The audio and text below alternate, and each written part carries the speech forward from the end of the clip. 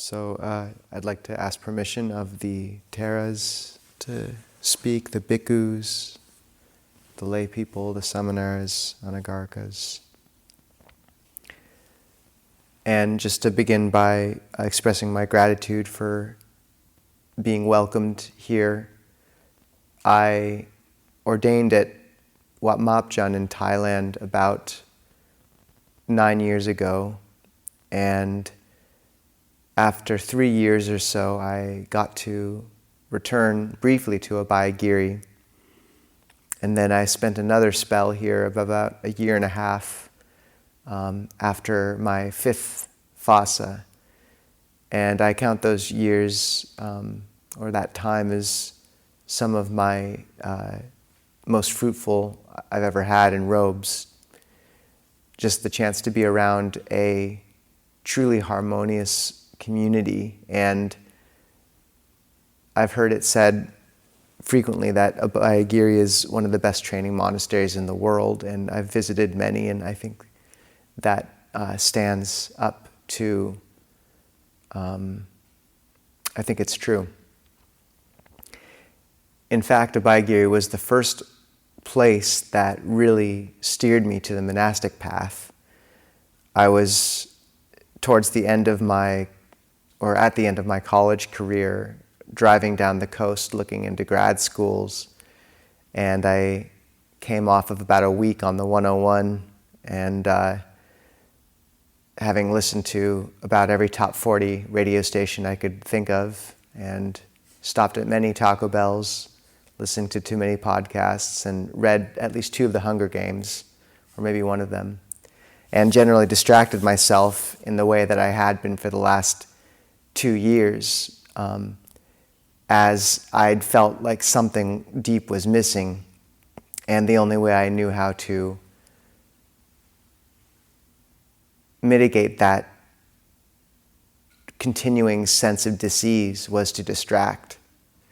And stepping into Abhayagiri, within the first 5 minutes, the quiet really spoke to me and let me know that there was something I needed in order to turn and face what I was running from, and that was quiet, container, and a tradition which is more pure than many that exist in the world and truly beautiful. So I have deep gratitude for this place. Right now, I'm living in Seattle, and we're seeing if a community might form there. But Ajahn Kovilo's there for the moment, which allowed me to come here for a time and reconnect with old friends and old teachers who I've known for a long time, and I'm very grateful to be here. So thank you for welcoming me.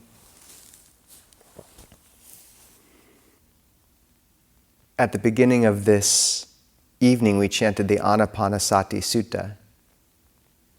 And this sutta, which is, I think, Majjhima Nikaya 118, is a foundational sutta for our tradition, and I would say all Buddhist traditions.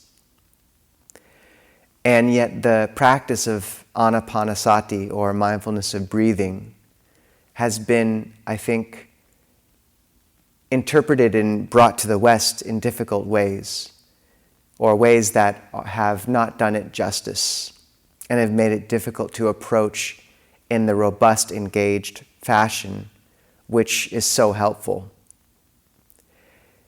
I think that Anapanasati, mindfulness of breathing, which the Buddha referred to as the abode of the Tathagata, or his chief practice, when developed, is a powerful road to awakening, and is one that can work with rather than against the modern thinking mind.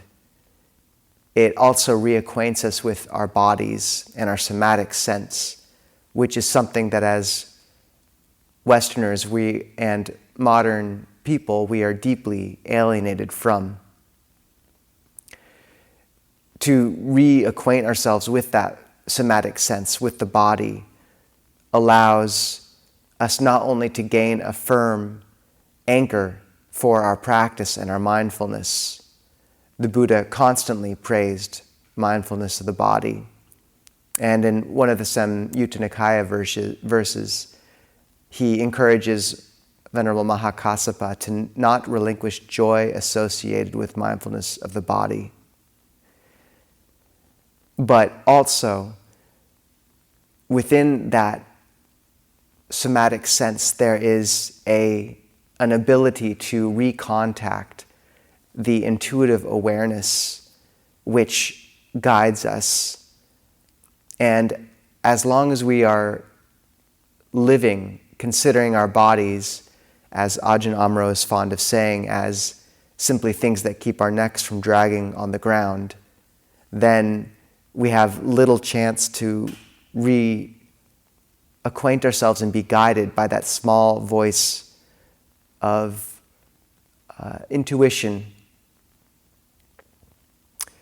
Ajahn Amaro is also fond of quoting the Dubliners, where it is written that of a character named Mr. Duffy, that Mr. Duffy lived a short distance from his body, viewing his words and actions with sidelong suspicious glances. And I think this is the state that many of us find ourselves in. So, mindfulness of the body is the ability to bring us back to our home, in a sense. A place of solidity, of robust ballast for our mindfulness, and of an innocent and immediate experience of the world and of beauty, which is so essential on this path.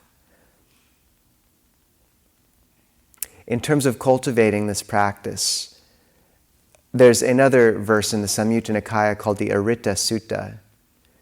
And in it, the Buddha asks his gathered monks, bhikkhus, how do you practice mindfulness of breathing? And one well-intentioned venerable Aritta answers, putting aside thoughts of the future and thoughts of the past, mindfully I breathe in and mindfully I breathe out. And the Buddha says, this is mindfulness of breathing, Venerable Aritta, I do not deny it. But as to how mindfulness of breathing is practiced in full, listen and I will speak. And he goes on to expound the Anapanasati Sutta, which we just chanted, the Mindfulness of Breathing Sutta, in its full 16 steps.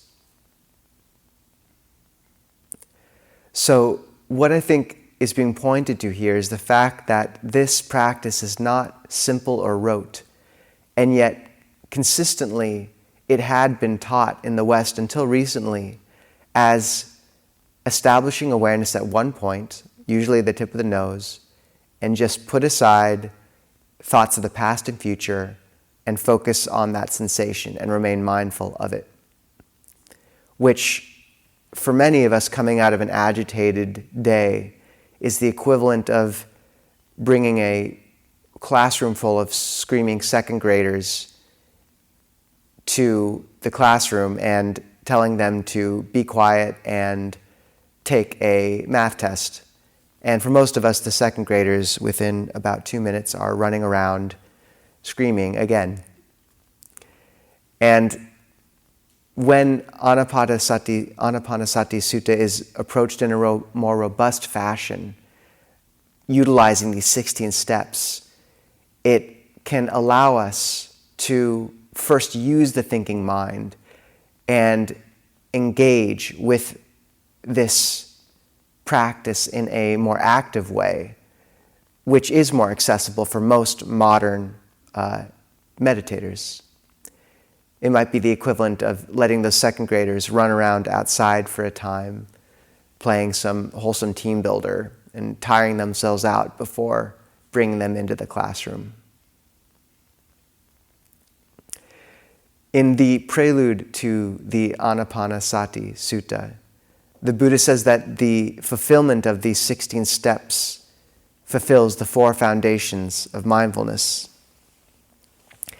And what this explicitly refers to is the fact that each set of 4 steps relates to one of the foundations of mindfulness. Each set of 4 is referred to as a tetrad. So each tetrad refers to, or relates to, fulfills one foundation of mindfulness.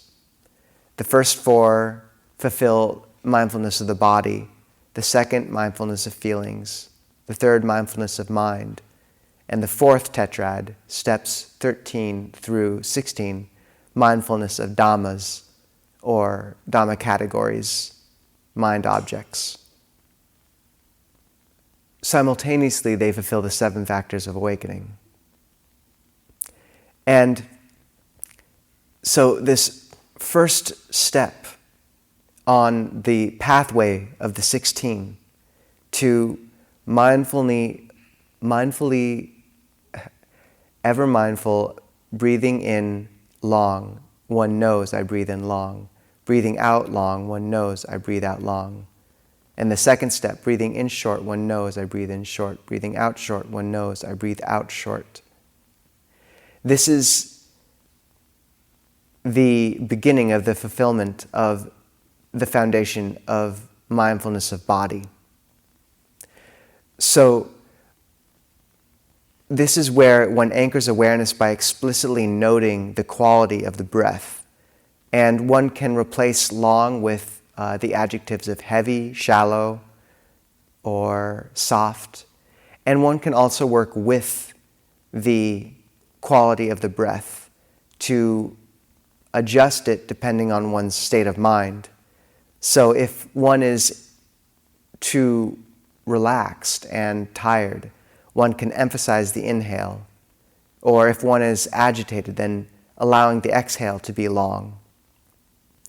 And it can be helpful to allow a certain amount of control of that breath initially, because usually we come into these meditations with a great deal of controlling energy. So it's helpful to work with that controlling energy at first, as if there's a great deal of it and we just tell ourselves to try not to control, then sometimes it moves under the surface and operates at a subterranean level. I find that when one is adjusting the breath, it's helpful to use, and this goes for most instructions to ourselves, it's helpful to use questions instead of directions, as the quality of effort is more gentle in that case. So one can ask oneself, what type of breathing feels good? What would be a good breath now? Can I breathe in long? And let the body and the citta respond of their own accord.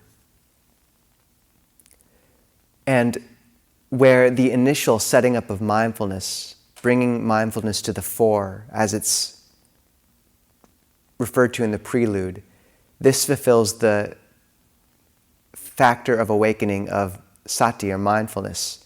This noting of the breath, noting of its quality, and anchoring the awareness to that, it fulfills the factor of awakening of Dhammavichaya, or investigation of Dhammas.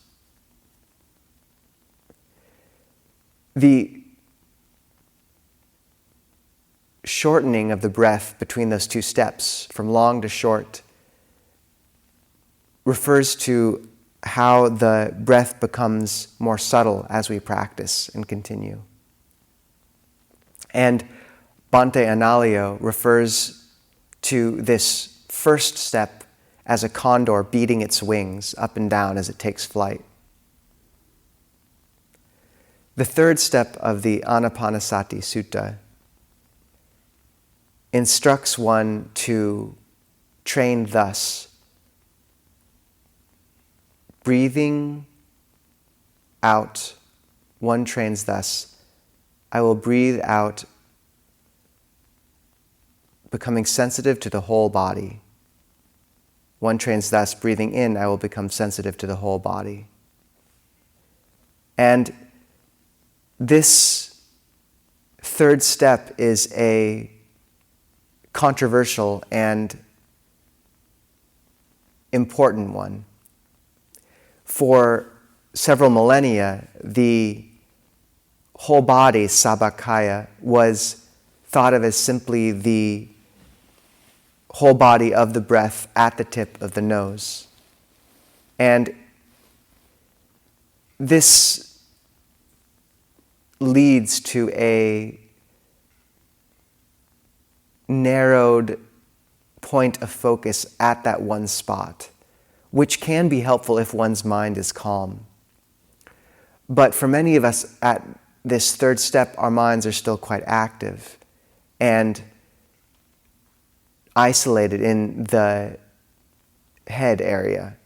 So recent scholarship and many modern teachers have really encouraged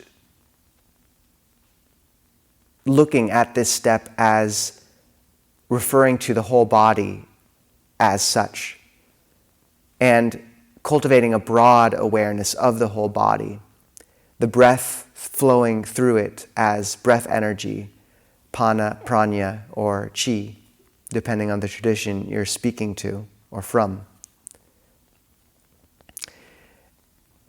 And this corresponds in many ways to, Ajahn Sucitto is fond of referring to what unification of mind would be thought of as in the time of the Buddha, where we think of concentration in a very linear modern fashion as furrowing your brow and looking at a piece of text or a small object.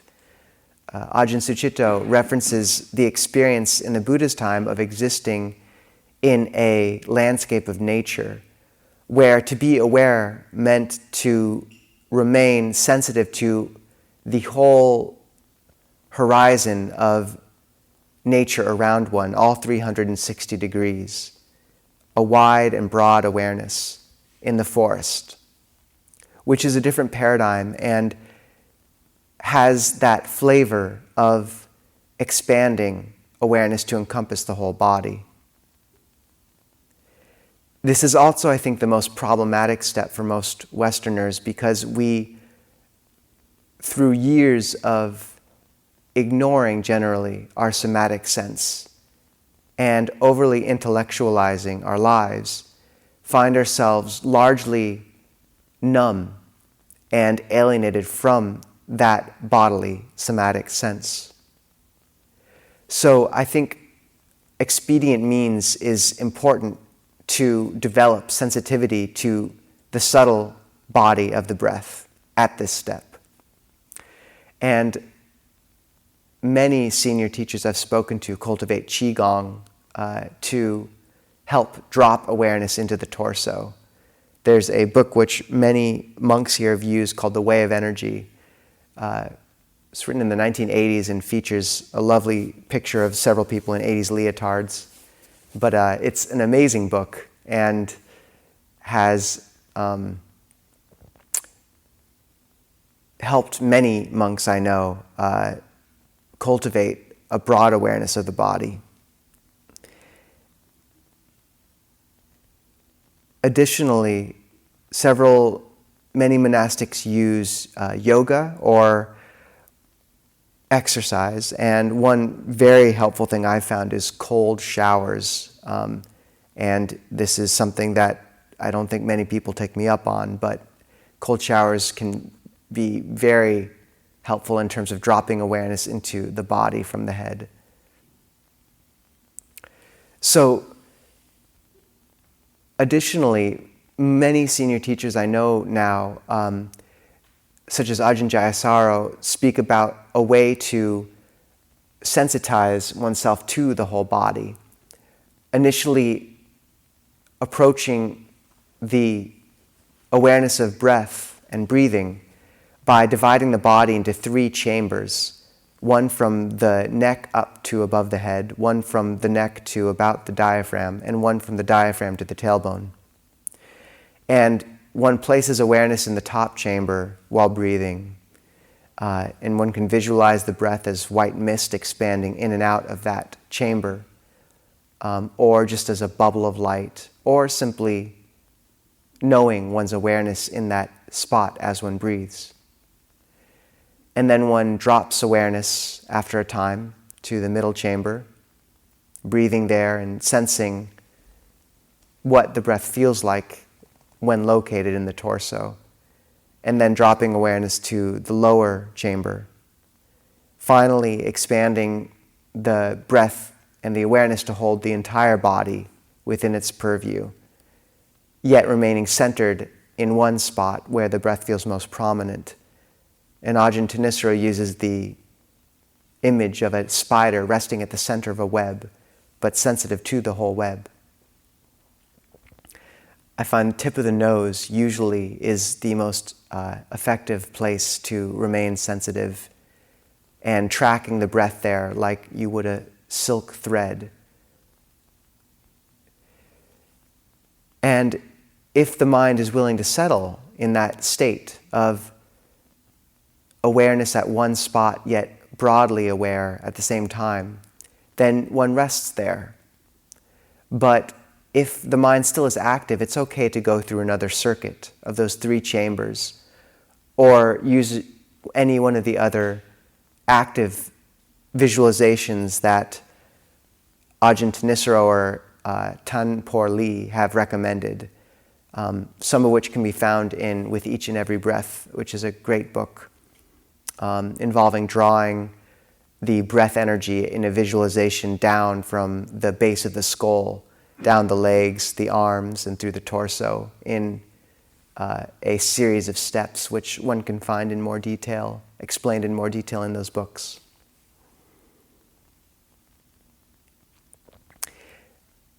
When this broad field of broad field of awareness has been cultivated, Bhante Analayo compares this to the third factor of awakening to a condor gliding on the thermal. It no longer has to flap its wings. And yet the breath, as the in and out breath at the nose, or wherever else one feels it, remains in the background of awareness and the periphery, which is the awakening factor of virya, or effort, the third. And this manifests because in every one of these subsequent steps, always the actual breath is there in the background. You never completely let it go. And you'll notice in the refrain of each of these steps, always they begin with breathing in and breathing out. It's always there. If you let go of that, then all the more subtle, eminent qualities that one is turning one's attention to risk disappearing. And Ajahn Thanissaro compares this to leaping off a scaffold into clouds. So you always want that breath there in the background. And as one is progressing through these steps, frequently the Buddha would give the image of a mountain cow climbing. Apparently there were mountain cows at the time of the Buddha. And stepping with 3 feet, or rather what I've found significant about that image is the fact that a cow will usually have 3 feet on the ground at one time. And with these steps, I find it's not usually a clean-cut movement from one to the next. Rather, usually there's some amount of straddling 3, or at least 3 or 2 at the same time. And one's mind will move back and forth slightly before moving to the next and letting go of the previous. And that's fine. For example, I find frequently it's difficult to hold that center point of awareness at the nose with the breath while also holding the wider field of the body simultaneously. But rather the mind will oscillate between the two, back and forth, until slowly they merge into one. And one should trust one's natural process in the mind to an extent as you move through this pathway of the sutta.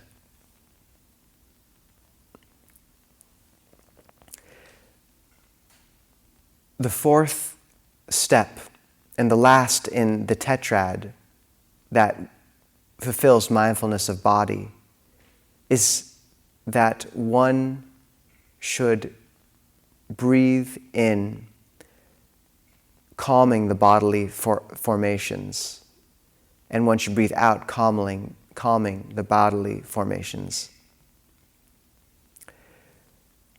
What I have heard this referred to, or heard this refers to, is the explicit motion of the body and the breathing of the inhalation and the exhalation in the lungs.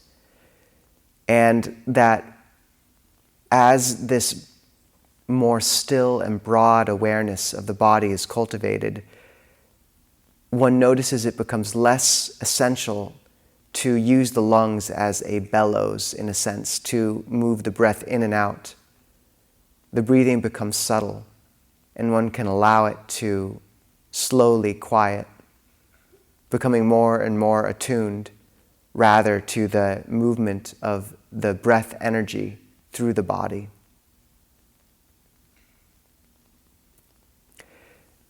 This breath energy generally moves along what in Chinese medicine is referred to as the meridians. And I find that it's most visible or available to me watching it run up the main meridian, up the spine and down the front of the body, or up the front of the body and down the spine, if you'd like. And watching for it there and seeing that circuit begin to get more and more apparent can be helpful. Because the next step, the fifth, begins the tetrad referring to and fulfilling mindfulness of feelings. And it instructs one to breathe in, becoming sensitive to rapture, and breathe out, becoming sensitive to rapture. The word translated as rapture here is piti, P-I-T-I. And etymologically, piti is related to the word for drink. I think that, therefore, another translation I've heard Ajahn Nisabho use for this word, refreshment, is actually much more helpful, because it refers to how this breath energy feels as it begins to course through and fill up the body. It's refreshing. As that circuit up the spine and down the front of the body begins to become apparent, one feels nourished. And this is a moment when we can overlay another sutta on this one. And this sutta hyperlinks with several, actually, refers to several. So in the analogies the Buddha gives for jhana, and not that one embarking on the first or second tetrad of mindfulness of breathing is necessarily in the first or second jhana, yet the images are resonant. So in the first jhana, the Buddha references the image of a bathman or bathman's apprentice kneading water into a ball of bath powder so that no part of it would be unpervaded by that water. Similarly, a practitioner permeates and pervades their body with the rapture and pleasure born of seclusion, so that no part of their body is unpervaded. And in the more academic description of the first jhana the Buddha gives, he refers to the fact that the first jhana is accompanied by applied and sustained thought, vitakka vichara, which can be thought of in a sense as the bathman's hands. And both of these can refer to what we were doing in that first tetrad, where we were actively applying perceptions and visualizations, moving awareness through the body in order to knead and pervade the breath energy through the body. It's an active process at first. Yet what you come to then in the second tetrad is resonant with the analogy the Buddha gives for the second jhana of a still mountain lake with no inflows to the north, south, east, or west, but fed cool waters from below by a spring and receiving occasional showers of cool water from above, so that no part of that lake would be unpervaded by that cool water. And what's relevant here is that although we have this similar reference to water, refreshment, coolness, which is a good thing or quality to look to when trying to identify piti, or this refreshment quality, the breath energy.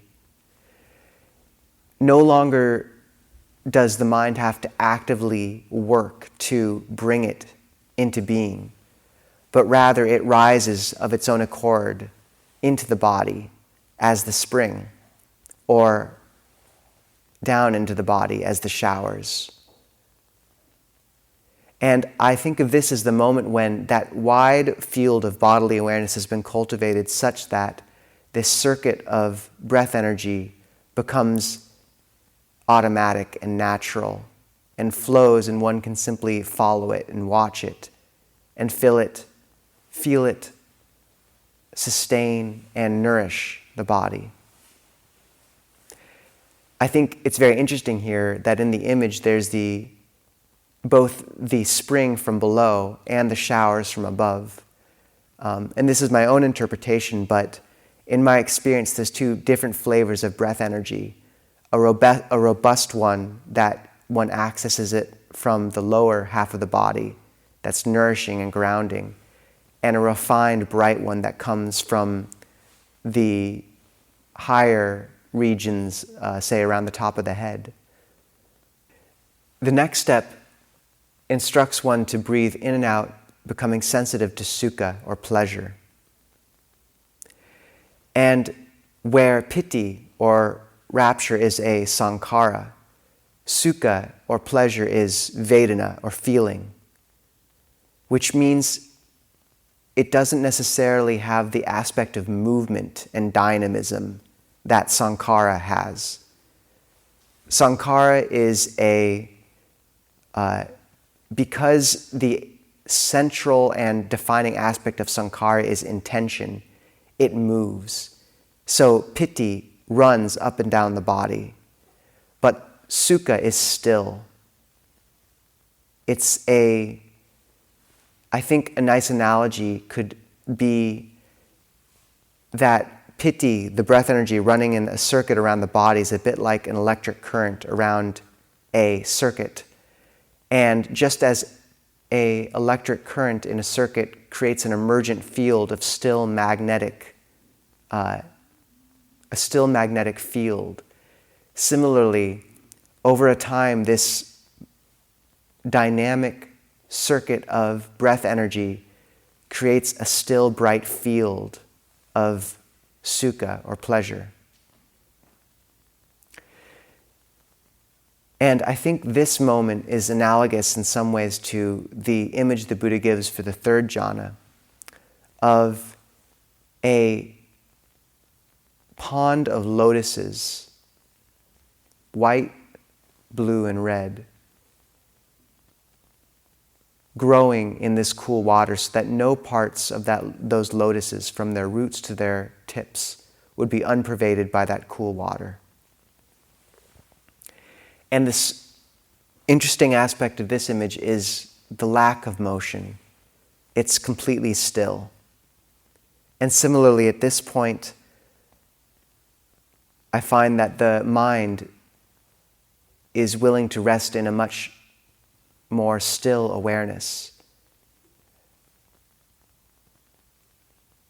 I think this is also the moment when the perception of light can frequently become apparent in one's experience.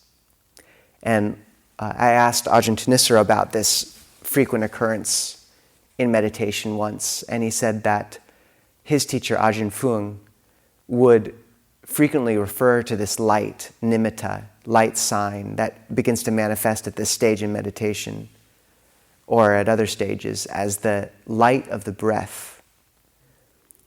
And that when that happens, one should foreground it and background the breath, which is essentially what one is doing for each of these perceptions. I think people can miss the light nimitta frequently because they expect a ball, a discrete point of light, whereas frequently it's rather a gradual lightening of the entire visual field and of the mind. I think this is also in the sound of silence, which a monk here, Ajahn Kachana, has, I've heard, referred to as the auditory equivalent of the perception of light. This is when the sound of silence can become prominent as well. The next two steps say that one should become sensitive to mental formations, citta sankhara, and calm mental formations, citta sankhara. And it's interesting, in the Sutta Pitaka, citta sankhara is only actually defined once in Majjhima Nikaya 44, which is a brilliant sutta, in which Venerable Dhammadina answers the questions of her former husband, the merchant Visakha, who is, I believe, a non-returner. And she defines citta sankhara as perceptions and feelings. So it's mental activity. And I think of these mental sankhara as the words on parchment, all the explicit thoughts and images that we bring to mind. And as the mind, in that still field of awareness, the bright sense of light and maybe the sound of silence, the stable mind, become more and more prominent, it's as if the backdrop, the parchment, has become more and more bright. And those letters begin to seem coarse, unnecessary, and one begins to be able to drop them. One can become a bit trapped at this stage, though, because we have many residual perceptions which we've been holding during all the previous steps. For example, we have a perception of how far our body extends, about our awareness in our body, about how the breath energy is moving through the body. And these can trap us. So, for example, one may have to very consciously at this point realize that one has trapped their perception of the breath within sort of the physical confines of the body and allow the bubble of awareness to expand outwards much more broadly and also to rise. Generally, at the beginning of the meditation, that chamber of awareness, I find, is lower, whereas later on it just rises as the mind becomes more refined.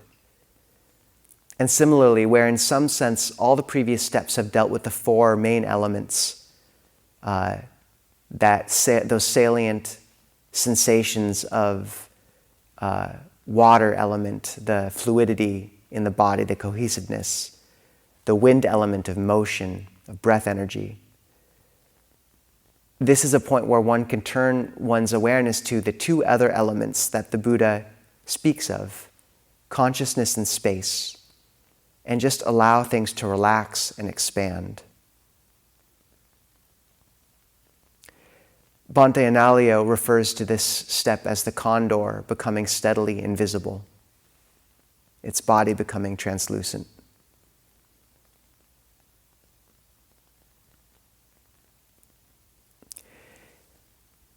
And this is also the stage where I think the fourth image the Buddha gives for jhana, of a man covered in white cloth, so that no part of his body would be untouched by that cloth, becomes increasingly relevant.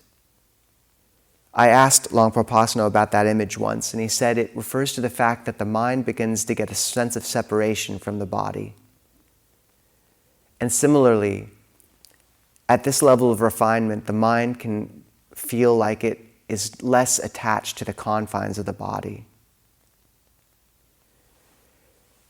However, and this can lead us to the next tetrad. Quickly. The calming of mental sankhara, I find at this point in the practice, the mind is relaxed enough that thoughts manifest as bodily patterns before they manifest as explicit words or images. And frequently a clenching can occur in the mind when they come up. And for a long time I tried to place my awareness elsewhere in the body to try to avoid them. But if you've worked with trigger points at all, you know that sometimes by allowing oneself to apply pressure to the point of tension, it releases. And I found that sometimes allowing the awareness to move to that point of manifestation, say in the head, and clench around it and then release, that it would then release back into the chest, and that this was effective in terms of calming citta sankhara, mental formations. So when one moves on to the third tetrad of mindfulness of mind, becoming sensitive to the mind, then gladdening the mind, concentrating the mind, and liberating the mind, I feel it's a bit as if one is suddenly staring just at this parchment, white, pure, with all the calligraphy having dropped away. And I think it can be very disorienting at that point. What I find interesting then is this direction to gladden the mind. And Longpo Pasno is fond of saying that we have it all backwards. We think that when we gain concentration, we'll be happy. But rather, it's that when we are happy, we're able to gain concentration. And that applies at a micro level at this step, where when one finds all those thoughts and mental fabrications which one had formerly oriented oneself by gone, it can be confusing. And this is when one can not only focus on keeping their attention very continuous on the breath, but also dropping in a small perception of brightness at this point to gladden the mind. Just a small thought or word of metta, of love, can have a profound effect. It's as if one drops a bead of golden dye onto the newly cleaned parchment and it just permeates out because the mind has been refined and calmed and smoothed. And when the mind takes on that brightness, when it resonates outward with such rapidity, then the mind, happy, will concentrate more. So I think that's plenty for the steps today. And there's more to be said with that third tetrad and with the fourth. But I believe that where so many techniques leave us lost when the defilements block them, as they so easily do with so many. Mindfulness of breathing is robust and provides this wide and varied tool belt which one can approach meditation through. And therefore it gives a support and foundation to practice that's robust enough and varied enough that it can sustain through a life of practice. But I think it's also worth stopping at this point in terms of the sutta, because this moment of brightening the mind, preceding the step of concentrating the mind, is relevant on multiple levels. Those present who have listened to Ajahn Nisabho know his frequent comparison of the workings of karma to chaos theory. Because karma works with numerous feedback loops, past intention, conditioning, present result along with present intention. It leads to a factor called scale invariance, which is to say that patterns in practice manifest on the microcosmic and macrocosmic scales of our lives and our meditations simultaneously. And this necessity to brighten the mind before one concentrates is relevant at the broadest and most fundamental level of our holy lives, of our lives as practitioners. I find in the monastery there can be such a focus sometimes on renunciation and giving up. And this is important. It's one of the beauties of our tradition. And yet, one also has to realize the cultural context in which Longpo Cha and the Buddha, in a sense, were teaching. Having lived in Thailand, the society and the culture is naturally loving in a way that is difficult for us Westerners to remember or comprehend. And there's stories of translators trying to make the visiting Thai teachers understand what they meant by self-hatred, referring to Westerners, and being unable to. So when we're translating to this teaching to the West, I think it's so important to rely on the metric and the words of flourishing, of warmth, of care, of love.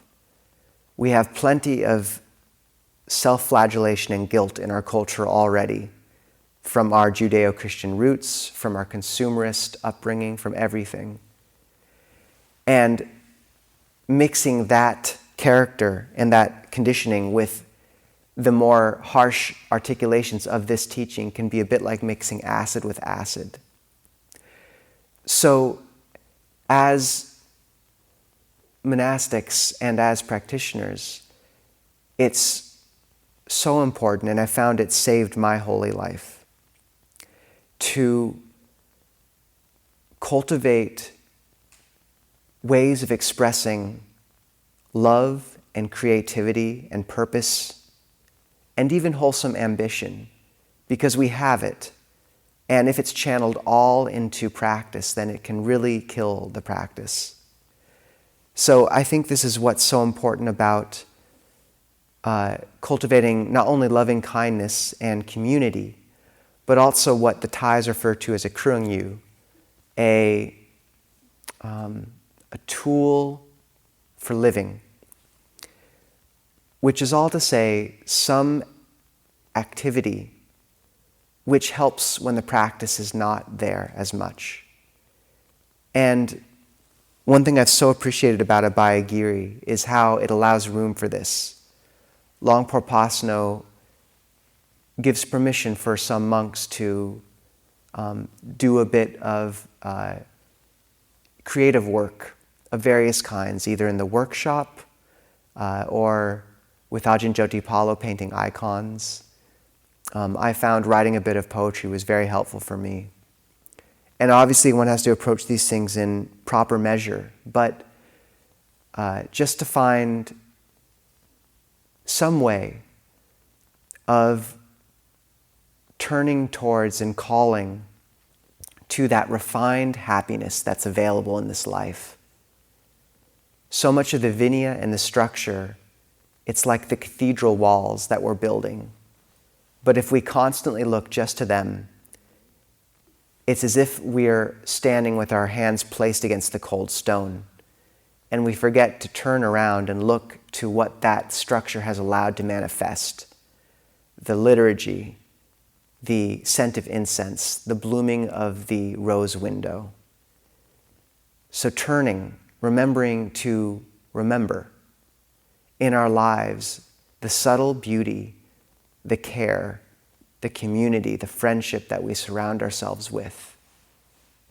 And to call to that and to find a way of remembering it every day as something that can also feed our hearts and sustain us in this life.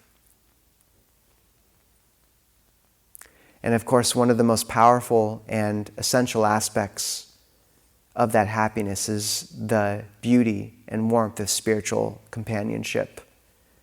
And over the years, you begin to appreciate it as one of the most salient and continuous features of our spiritual path.